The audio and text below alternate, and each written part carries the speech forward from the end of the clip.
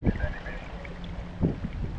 you go. Okay, just put a stand in for the 18 they not, just like the express water crossing type crossing.